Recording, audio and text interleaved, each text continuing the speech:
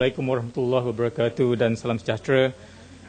Tuan Yang di-Pertua, saya akan menggulung isu-isu yang dibangkitkan oleh ahli-ahli Parlimen, ahli-ahli yang berhormat, yang menyentuh secara langsung bidang tugas saya, iaitu di unit perancangan ekonomi dan juga unit kerjasama awam dan swasta.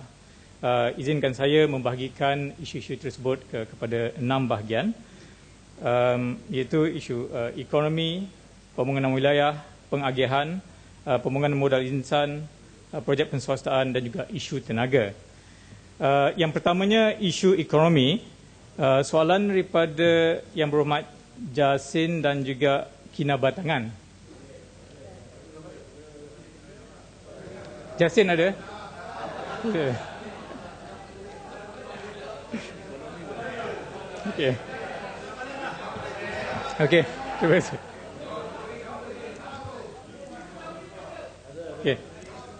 Okey. Terima kasih. Tuan Yang di-Pertua, Yang Berhormat Jasin tentang okey. Jasin dah balik ya? Ada. Oh, okey. Tentang ekonomi, Yang Berhormat Jasin minta penjelasan berkenaan dengan isu imbangan perdagangan yang merosot kepada 943 juta ringgit pada bulan April, dan juga berkenaan dengan pertumbuhan ekonomi yang pada tahap 4.1% berbanding dengan 5.1% suku tahun pertama. Juga tentang perubahan struktur ekonomi yang akan dilakukan bagi mengurangkan pergantungan kepada pasaran luar negara, dan juga apakah anjakan paradigma bagi mencapai negara maju memandangkan kesuntukan yang masa. Tuan Yang di-Pertua, memang benar pada bulan April kita telah mendapat lebihan dagangan yang berkurangan kepada 1 bilion ringgit berbanding dengan 7.6 bilion ringgit pada tempoh yang sama tahun lepas. Walau bagaimanapun ia telah meningkat semula kepada 4.6 bilion ringgit untuk bulan Mei tahun 2013. Antara sebab prestasi perdagangan yang rendah ialah ada 3.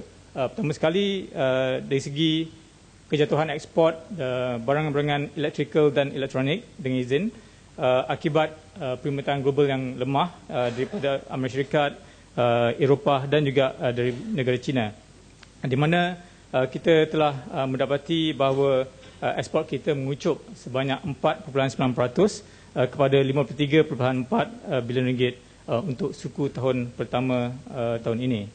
Yang keduanya disebabkan oleh kejatuhan harga komoditi.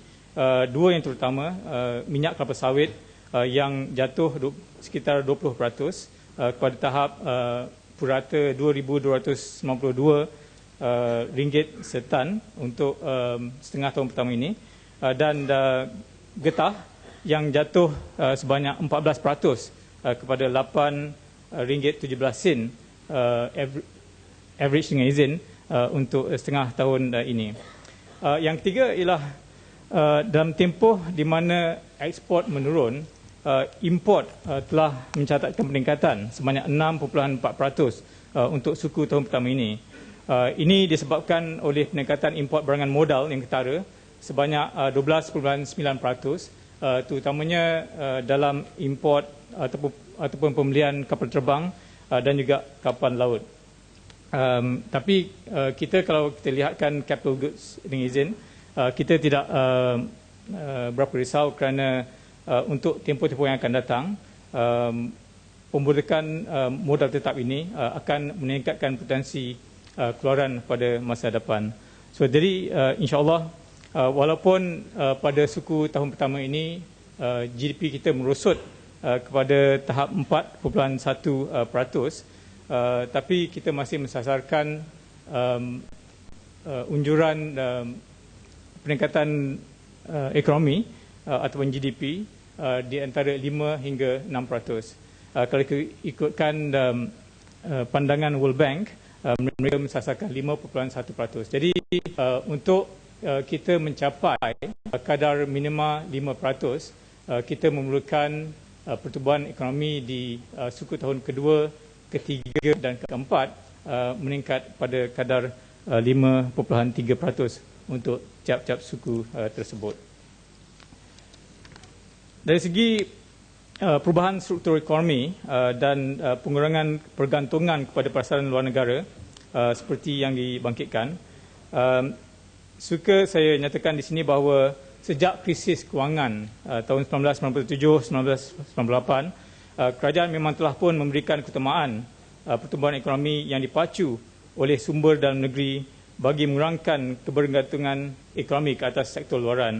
Jadi strategi ini Tan Sri Yang di-Pertua telah pun berjaya, di mana peratusan sektor ekspor dan import kepada kadar dalam negeri kasar telah berkurangan daripada 212% pada tahun 2000 kepada 162% pada tahun 2012. Jadi kita juga telah mengurangkan kebergantungan kita kepada negara-negara yang tertentu. Jadi ekspor kita adalah lebih balance dengan izin. Mengenai anjakan paradigma yang telah dibangkitkan oleh Yang Berhormat, ianya adalah berpandukan kepada model ekonomi baru kita dan juga dasar transformasi negara, terutamanya melalui program-program transformasi ekonomi yang telah diwar-warkan. Jadi untuk itu, kalau kita ingat dalam dasar ataupun plan program transformasi negara yang baru, kita telah mensasarkan pelaburan menjelang tahun 2020 sebanyak 1.4 trilion ringgit, di mana 92% dijangkakan akan dilaburkan oleh pihak swasta dan 8% dari pelaburan awam. Manakala di kalangan pihak swasta 73% dari kalangan pelabur domestik dan 27% daripada kalangan pelabur-pelabur asing. Yang Berhormat Kinabatangan, mohon penjelasan mengenai model negara maju yang kita guna pakai untuk Malaysia dan negara maju mana yang dijadikan kayu ukur oleh kerajaan. Sebagaimana yang kita maklum, Wawasan 2020 telah mensasarkan Malaysia menjadi sebuah negara maju yang berpendapatan tinggi, yang inklusif dan juga yang mapan menurut acuan kita sendiri. Ke arah ini, kita juga telah mengkaji struktur ekonomi di negara-negara maju seperti Amerika Syarikat, Australia, Korea Selatan, Jepun, United Kingdom, Germany dan juga Norway. Jadi sebagai contohnya, struktur negara maju seperti di Australia, Jerman dan Amerika Syarikat, mereka mempunyai komposisi sumbangan sektor perkhidmatan yang melebihi 65% daripada keluaran dalam negara kasar dan sektor pembuatan sebanyak 25%. Manakala sektor pertanian hanya menyumbang kepada 5% ataupun kurang. Boleh minta penjelasan sikit? Silakan. Ya.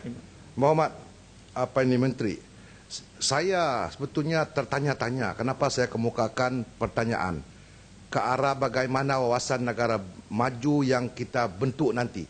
Sebab kita melihat apakah negara maju ini cuma menyumbang ke arah masyarakat di bandar, dan adakah kerajaan telah memikir bagaimana pula peluang-peluang mereka-mereka di luar bandar? Sama ada petani, peternak, nelayan.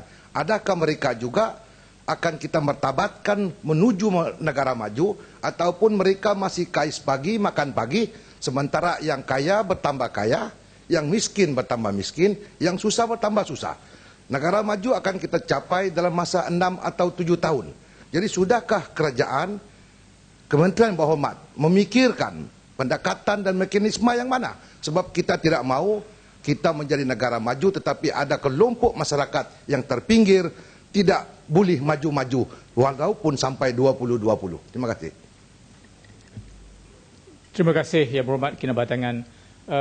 Saya sebutkan tadi bahawa model yang kita nak capai ialah model ekonomi baru di mana bukan sahaja berpendapatan tinggi tetapi yang inklusif dan juga mapan ataupun sustainable dengan izin. Inklusif ini dari segi memastikan bahawa tiada golongan ataupun mana-mana juga komuniti yang tertinggal. Maknanya bukan sahaja dari segi etnik, kaum, tapi juga dari segi golongan di bandar dan juga di luar bandar. Ya, ini merupakan satu sasaran kita. Malah kita juga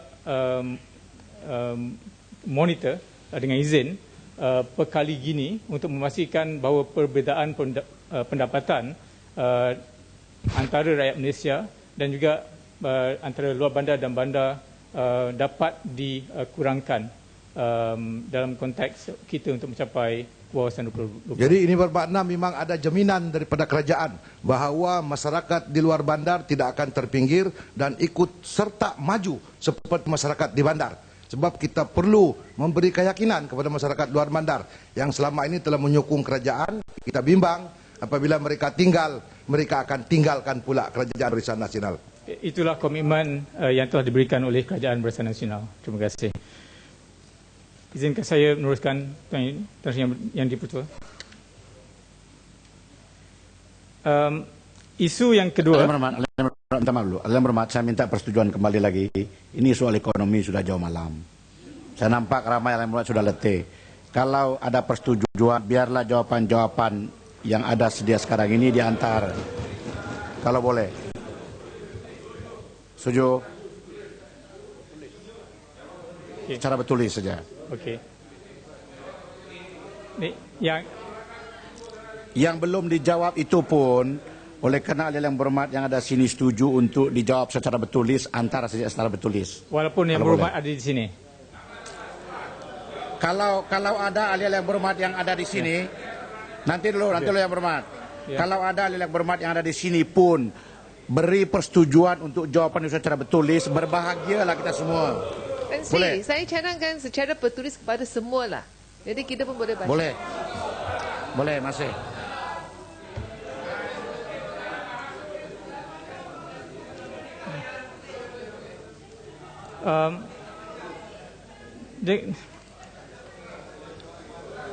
Dengan okey.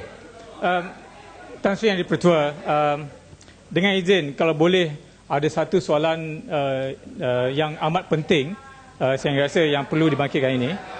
Ya. Silakan.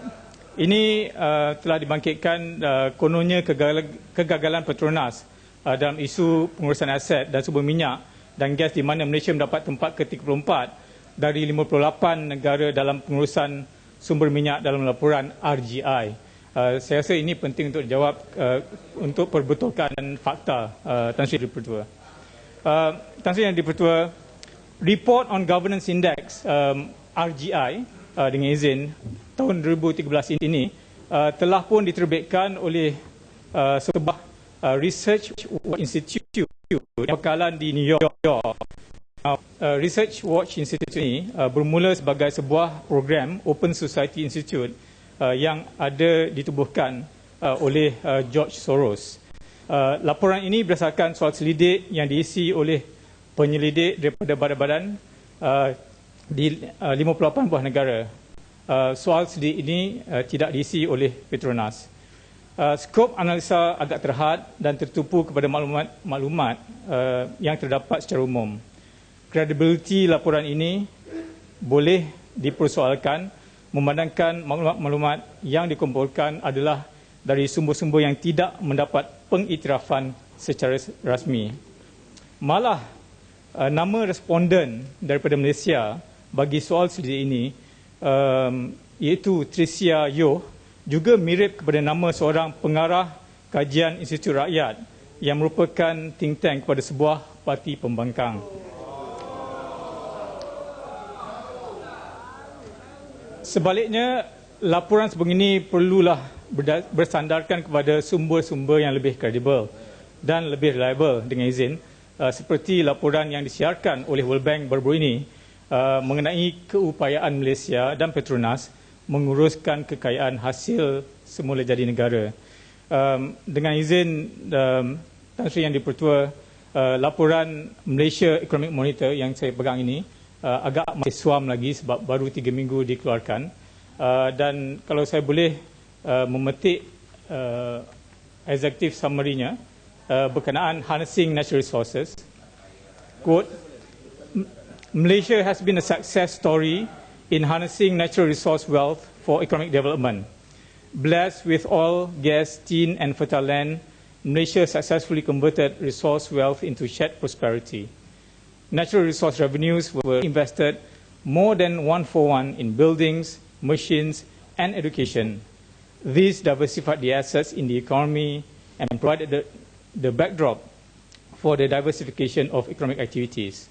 In less than 40 years, Malaysia moved from being a producer and exporter of primary commodities to a manufacturing powerhouse in both high-tech and commodity-related products. Unquote. Dengan izin Tan Sri Yang Beri-Pertua. Ini merupakan laporan yang telah dikeluarkan oleh World Bank dan amat sahih.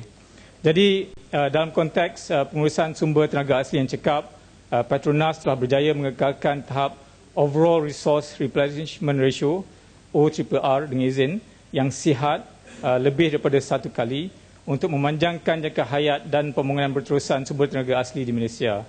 Dan pada Januari 2013, ORR rate ini iaitu 3 tahun purata ialah pada kadar 1.91 kali.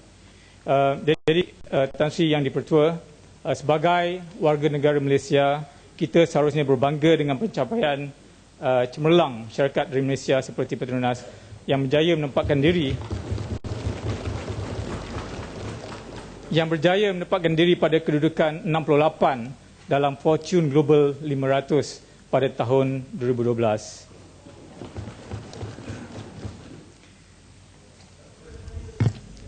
Okey, Tuan Sri Yang Di-Pertua, saya telah pun selesai mengulungkan isu-isu yang telah dibangkitkan sebagai semasa perbahasan.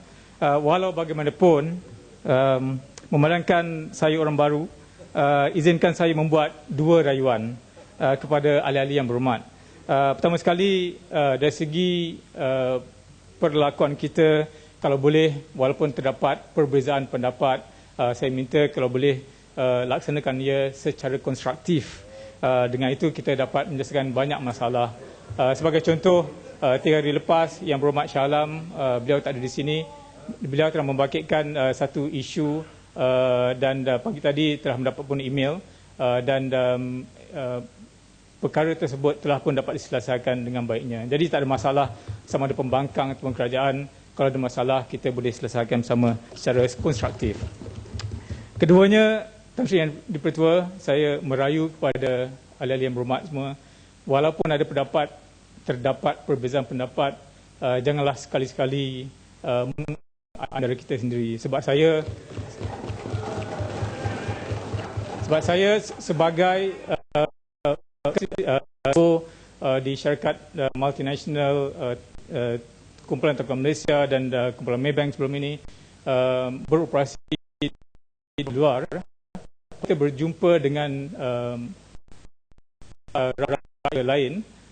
Mereka tidak sekali-sekali memburukkan negara mereka pada pihak pembangkang. Jadi saya pohon boleh terdapat perbezaan, tetapi janganlah mengaibkan negara kita sendiri. Tuan Yang Pertua, sekian, terima kasih.